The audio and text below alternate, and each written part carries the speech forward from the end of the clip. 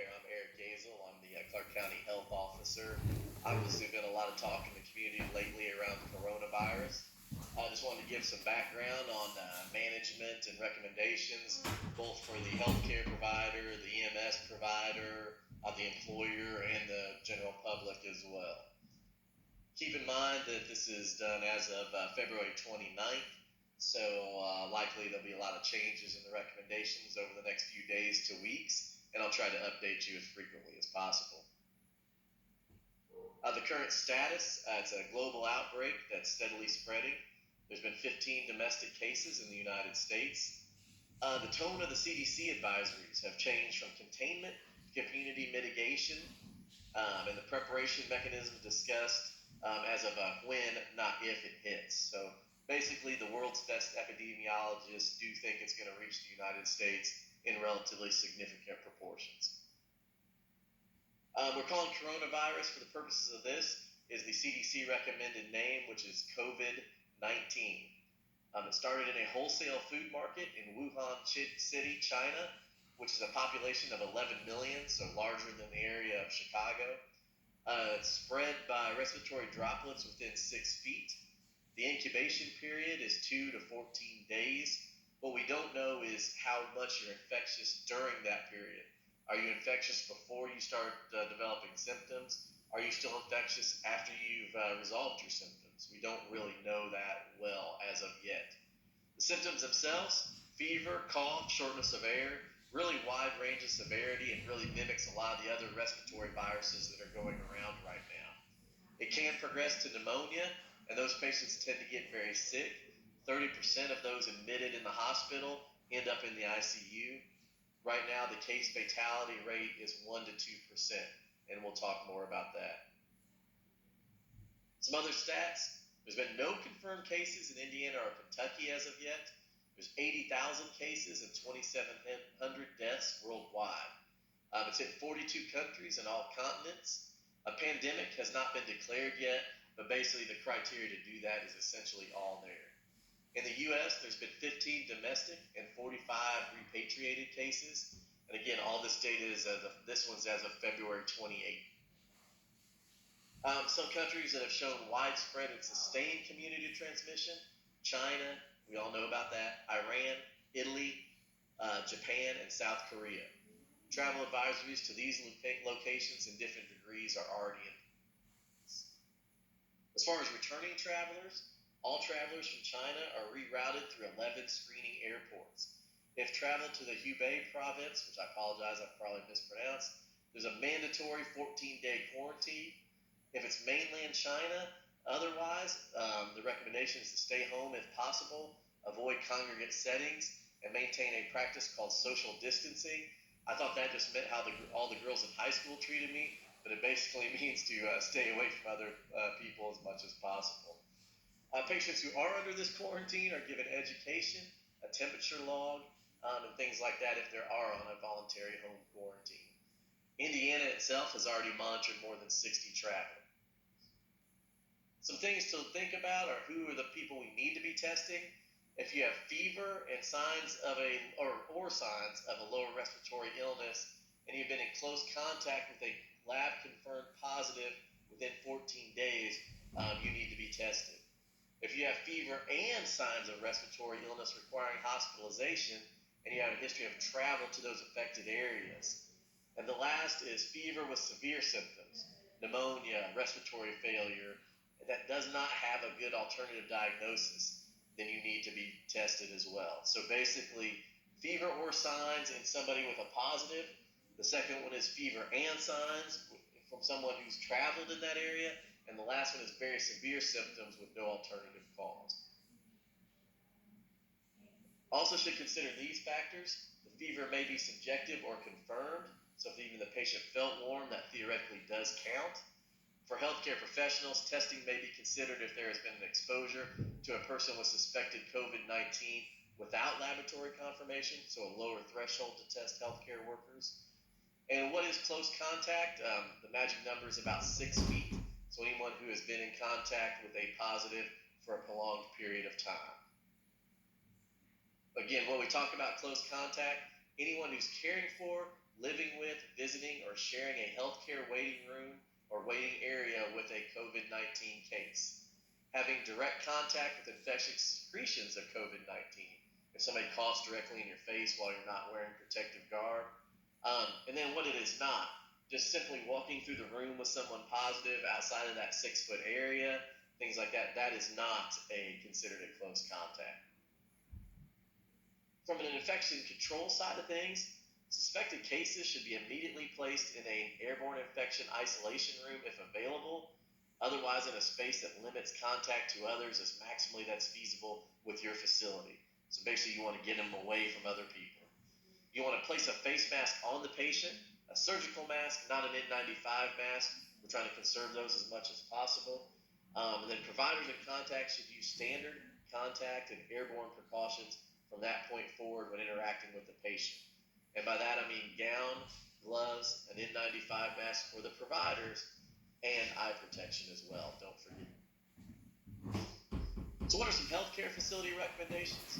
Avoid waiting room exposures. You want to ask immediately for risk on arrival. Be creative, even take a cell phone number if a patient calls in and have them wait in their car until their room's ready. Things like that. Just anything you can do to minimize the exposure to other people.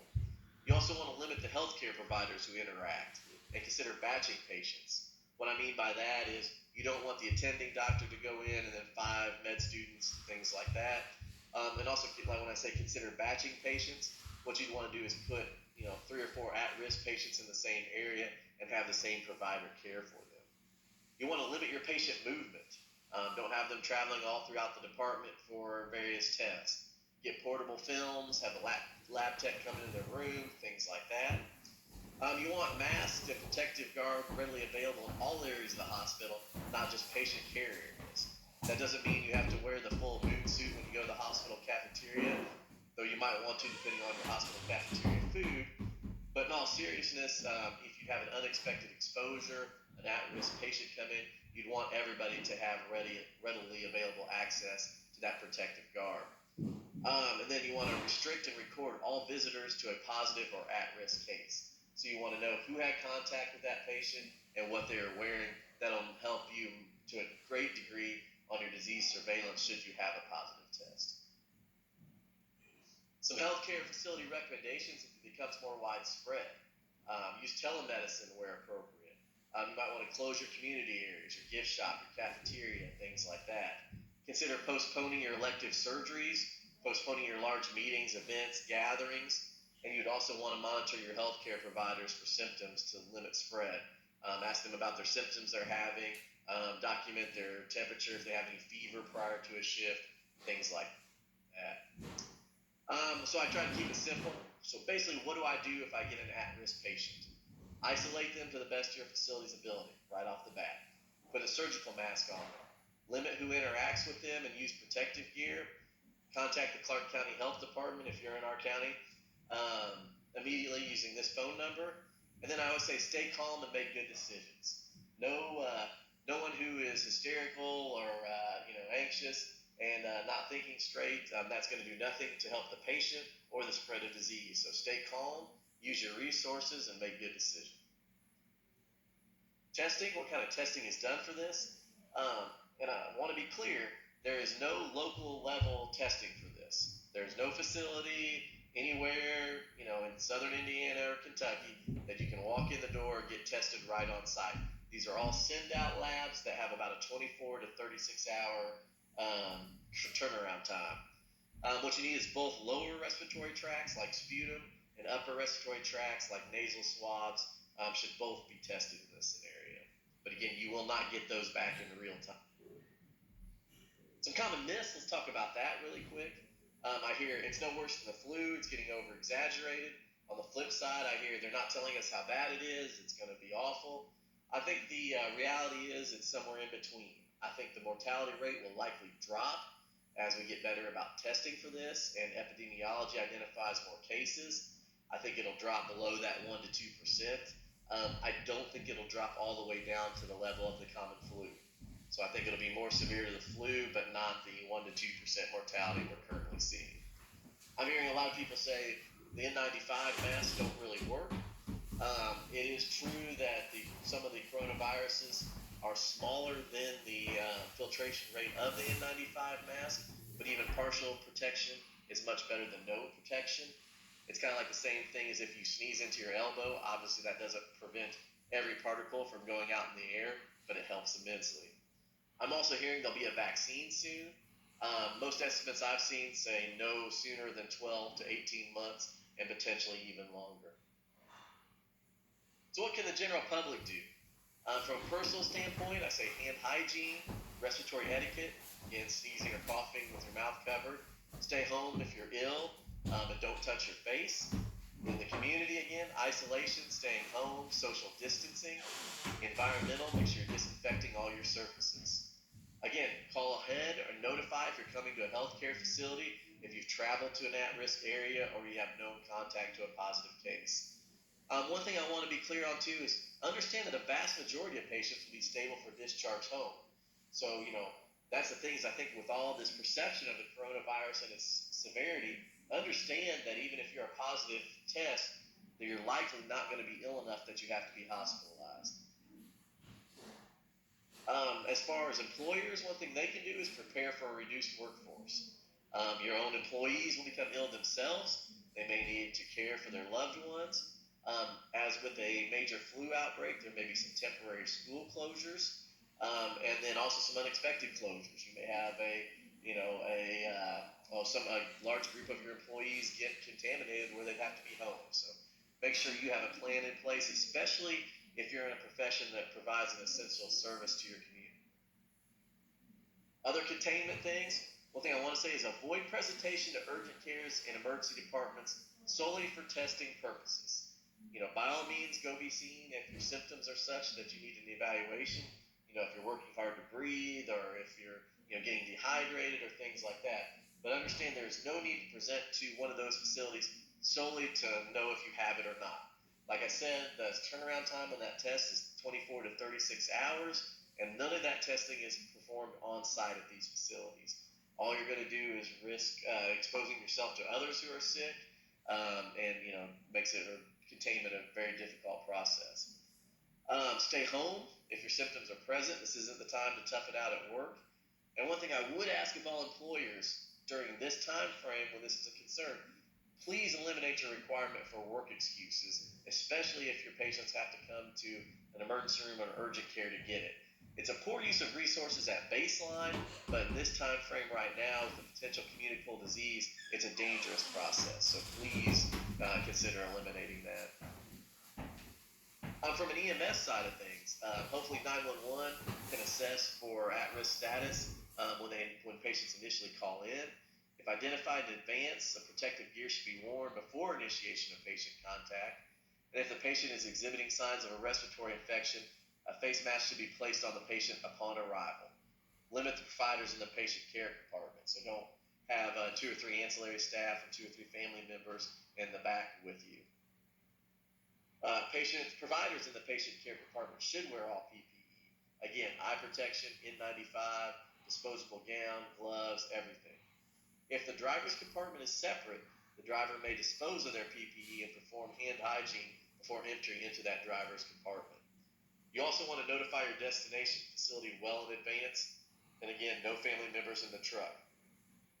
Understand that they may have you wait out in the ambulance bay until a room is open. So please be understanding of the facility, and also they may want to take the patient through some sort of decon process, depending on the nature of the epidemic at the time. After you drop your patient off, leave the rear doors open and allow air to circulate. Routine cleaning and disinfection procedures are still considered sufficient at this time, but make sure you're addressing all areas of patient care, the rails of the stretcher, the control panels, floors, walls, everything. If you have products with EPA-approved emerging viral pathogen claims, that's the best. And again, make sure you're following standard procedures for used linens and medical waste. Potential provider exposures should notify their supervisors and the local health department. Make sure you indicate what, if any, PPE was worn and the actual nature of the exposure so that we can determine risk and need for treatment and quarantine and things like that. Once you do have a provider that's been exposed, Make sure you're screening them for symptom development and fever documentation. The $1 million question is, who are these patients that are at risk right now? Who, from an EMS standpoint, do we need to go through this whole rigmarole of treatment for? Right now, it's reasonable to put a mask on all respiratory infection patients. That's a good idea during a flu outbreak anyway, just good care. All with recent travel to China or known exposure to a positive case should be high risk and get all the precautions. All with travel to Japan, Iran, Italy, and South Korea, and all patients who have had contact with a quarantined or suspected/test pending case should also be considered higher risk and would highly consider using all the precautions. These recommendations will likely adjust as the epidemiology of coronavirus spreads across the world and into the United States. So again, stay tuned for changes in these recommendations. The Indiana State Department of Health has been excellent communicating at the local level on what needs to be done. The top is a website that for the Indiana State Department of Health that'll give you the latest information. There's a 24/7 call center as well as an email box, and the Indiana Health Alert Network you can sign up for, so you get real-time communications as well. And so again, as this process changes, we have to be flexible, and you want to make sure you have the up-to-date information. I hope this answers many questions that you might have. The health department is always available for any questions or concerns. We want to be a resource for you, and thank you for your time.